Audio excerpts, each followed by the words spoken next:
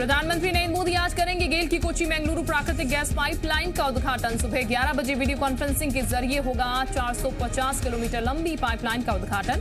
7 जिलों से गुजरने वाली पाइपलाइन के निर्माण में 3000 करोड़ की लागत। गृह मंत्री अमित शाह की लद्दाख काउंसिल के प्रतिनिधि मंडल से वार्ता। आज आदिवासी राज्य का दर्जा देने की मांग पर होगी बातचीत। वार्ता में शामिल होने वालों में सामाजिक और विद्यार्थी संगठनों के प्रतिनिधि भी शामिल। नए साल में शिवराज कैबिनेट आज पिकनिक स्पॉट पर बैठक करेगी। कोलार डैम पर आज कैबिनेट की बैठक होगी। सीएम शिवराज सिंह सभी मंत्रियों के साथ 1-to-1 चर्चा कर सकते हैं। माना जा रहा है कि इस दौरान मंत्रियों से नवाचार, आत्मनिर्भर एमपी और राजस्व से जुड़े मुद्दों को लेकर बातचीत की जा सकती है। इसके अलावा कई अन्य महत्वपूर्ण प्रस्तावों पर भी कैबिनेट मोहर लगा सकती है। छत्तीसगढ़ के मुख्यमंत्री भूपेश बघेल आज जांजगीर चांपा जिले के दौरे पर रहेंगे। मुख्यमंत्री जिले को 1083 करोड़ से ज्यादा के विकास कार्यों का लोकार्पण और भूमि पूजन करेंगे।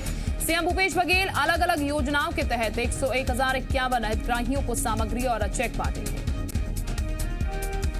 सीएम भूपेश बघेल गौठान और धान खरीदी केंद्र का निरीक्षण करने के साथ स्वयं सहायता समूहों से चर्चा करेंगे। इस दौरान वो किसान सम्मेलन समेत कई कार्यक्रमों में शामिल होंगे। अहमदाबाद में आज से राष्ट्रीय स्वयंसेवक संघ की 3 दिवसीय बैठक। संघ प्रमुख मोहन भागवत होंगे शामिल। राम मंदिर और राजनीतिक हालात पर होगा मंथन। बीजेपी अध्यक्ष जेपी नड्डा भी होंगे शामिल। संघ प्रमुख मोहन भागवत को उड़ाने की धमकी देने वाले किसान नेता अरुण बनखड़ के खिलाफ एफआईआर दर्ज कर दी गई। बीजेपी जिला अध्यक्ष की शिकायत पर आरोपी के खिलाफ मामला दर्ज किया गया। बैतूल पहुंचे महाराष्ट्र किसान सभा के महासचिव अरुण बनखड़ ने संघ प्रमुख मोहन भागवत और संघ मुख्यालय को उड़ाने की धमकी दी। किसान आंदोलन में शामिल होने दिल्ली जा रहे अरुण बनखड़ ने मीडिया से बात करते हुए धमकी दी। अरुण बनखड़ ने कहा कि अगर पीएम मोदी किसानों पर गोलियां चलवाएंगे तो मोहन भागवत और संघ मुख्यालय को उड़ा देंगे। सिर्फ इतना ही नहीं, बनखड़ ने कहा मोदी हिटलर नीति चलने वाले हैं, इसलिए कदम पीछे नहीं लेंगे। कोरोना की वजह से 2 महीने की देरी से माध्यमिक शिक्षा मंडल की परीक्षाएं शुरू हो सकती हैं। मंडल की आम सभा की बैठक में फैसला किया गया, जिसके मुताबिक इस बार बोर्ड परीक्षाएं अप्रैल के अंतिम हफ्ते से शुरू होकर तक चलेंगी। बैठक में तय किया गया है इस सत्र में सप्लीमेंट्री परीक्षाएं नहीं होंगी, जबकि 2 मुख्य परीक्षाएं होंगी। इस बार रिजल्ट में सुधार की इच्छा रखने वाले छात्रों को अगले साल का इंतजार नहीं करना होगा। वो दोबारा होने वाली परीक्षा में बैठकर श्रेणी में सुधार कर सकते हैं। ग्वालियर में वेतन नहीं मिलने से नाराज सफाई कर्मियों की हड़ताल है। हड़ताल के दौरान सड़क पर कचरा फेंककर विरोध जताने के मामले में सीएम शिवराज ने गंभीरता से एक्शन लिया है। वीडियो कॉन्फ्रेंसिंग में सीएम शिवराज सिंह चौहान ने ग्वालियर नगर निगम कमिश्नर को जमकर फटकार लगाई।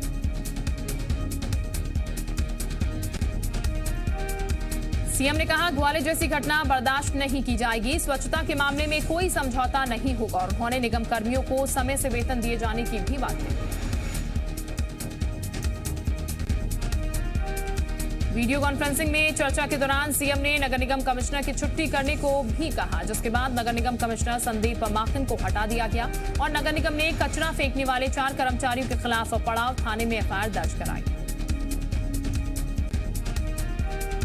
सीएम शिवराज सिंह चौहान के निर्देश के बाद कटनी के एसपी हटा दिए गए हैं। कलेक्टर कमिश्नर की वीडियो कॉन्फ्रेंसिंग के दौरान सीएम ने कटनी एसपी की कार्यप्रणाली पर नाराजगी जताते हुए हटाने के निर्देश दिए, जिसके बाद ललित शाक्यवर को कटनी एसपी के पद से हटाकर पुलिस मुख्यालय में सहायक पुलिस महानिरीक्षक बनाया गया। सूत्रों की माने तो कटनी में अवैध रेत खनन की लगातार शिकायतें मिल रही थी। सभी जिलों में हुई कार्रवाई का सीएम ने जब रिकॉर्ड देखा तो कटनी में कार्रवाई के आंकड़े बहुत कम थे, जिसके बाद कलेक्टर ने बैठक में ही कटनी एसपी को हटाने के निर्देश दिए। इससे पहले 9 दिसंबर को हुई वीडियो कॉन्फ्रेंसिंग में कटनी कलेक्टर को भी हटाया गया था।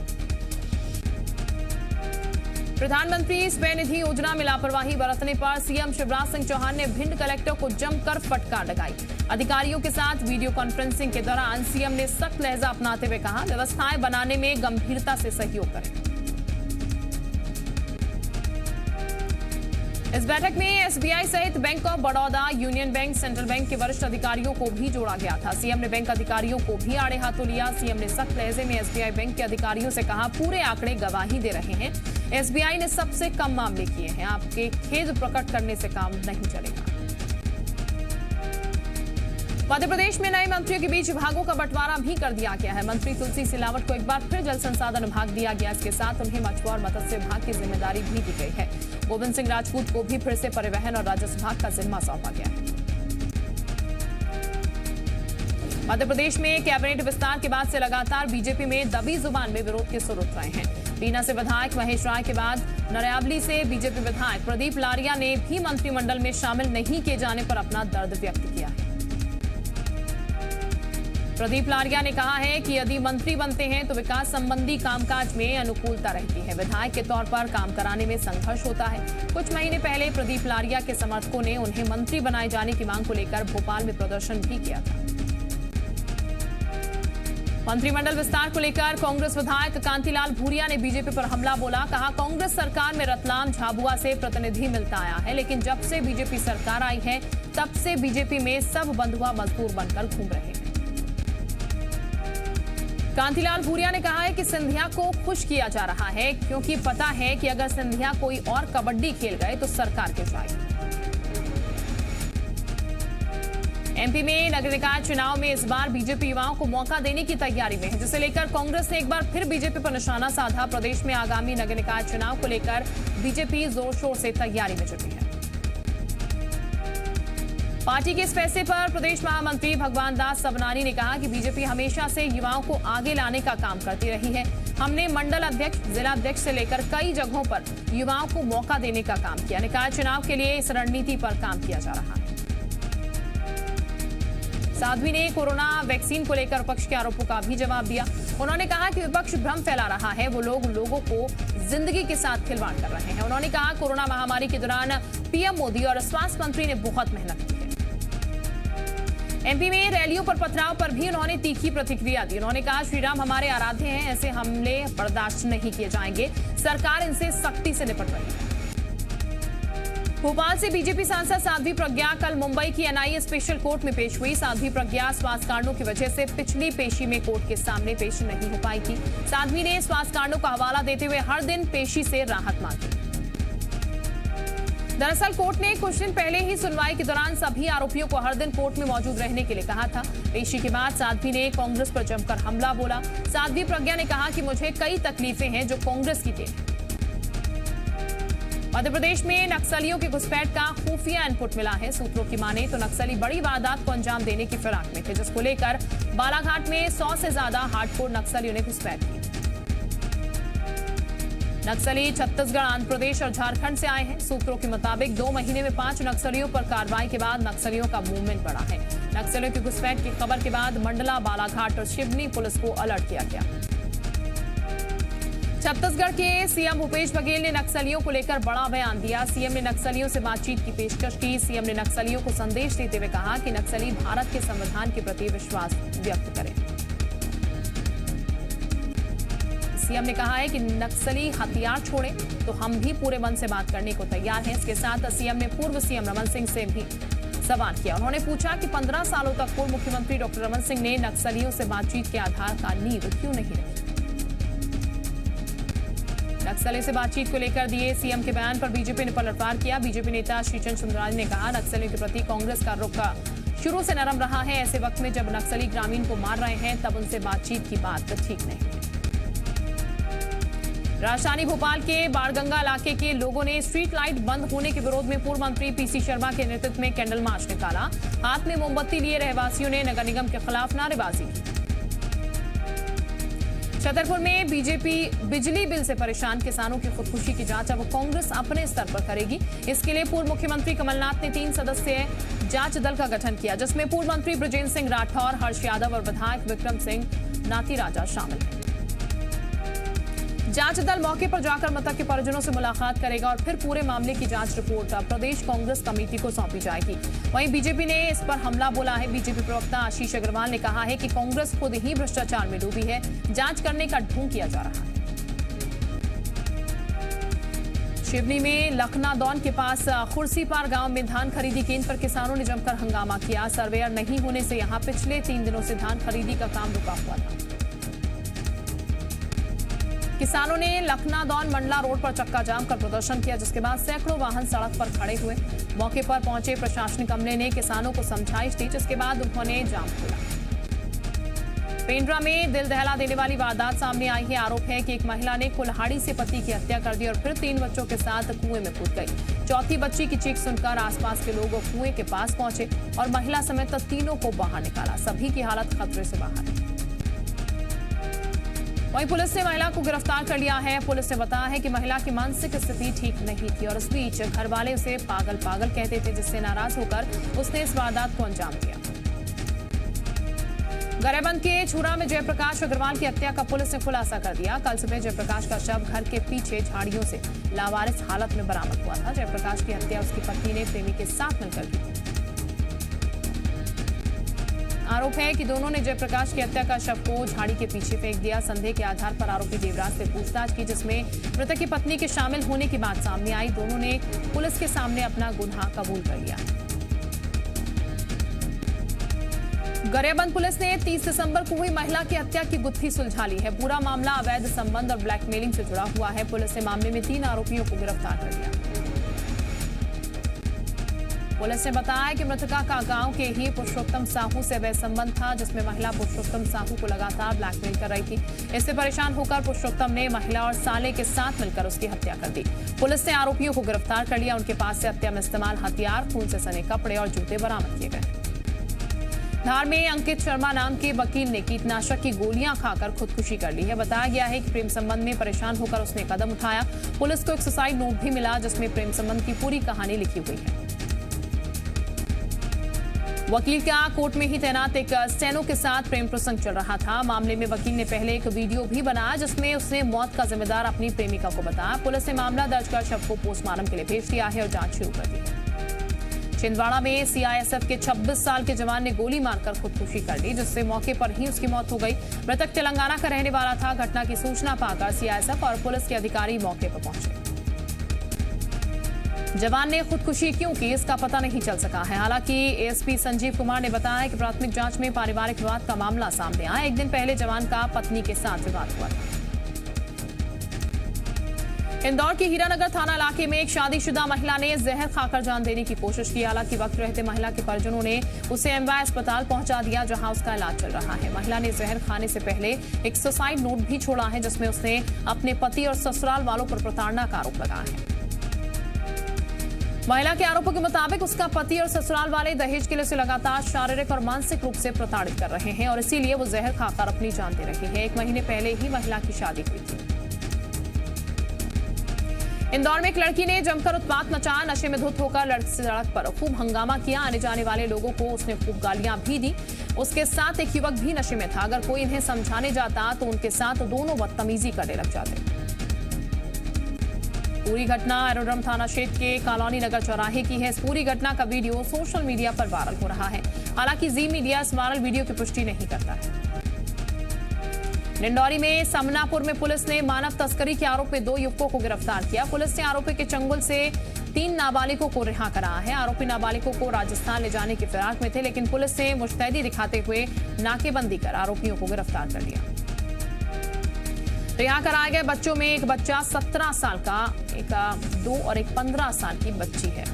शनिवार को नाबालिगों के परिजनों ने थाने में उनकी गुमशुदगी की रिपोर्ट दर्ज करवाई, जिसके बाद पुलिस ने सभी थानों में अलर्ट कर दिया और साइबर सेल की मदद से जबलपुर मार्ग पर समानपुर में 50 किलोमीटर दूर अमेरा घाट पर आरोपियों को धर दबोचा। राजगढ़ में आर्थिक तंगी से परेशान एक दुकानदार पानी की टंकी पर चढ़ गया और वहां से कूदकर खुदकुशी की धमकी देने लगा। निगम ने युवक को 70,000 रुपए किराया वसूली के लिए नोटिस थमाया था, जिससे वो परेशान था।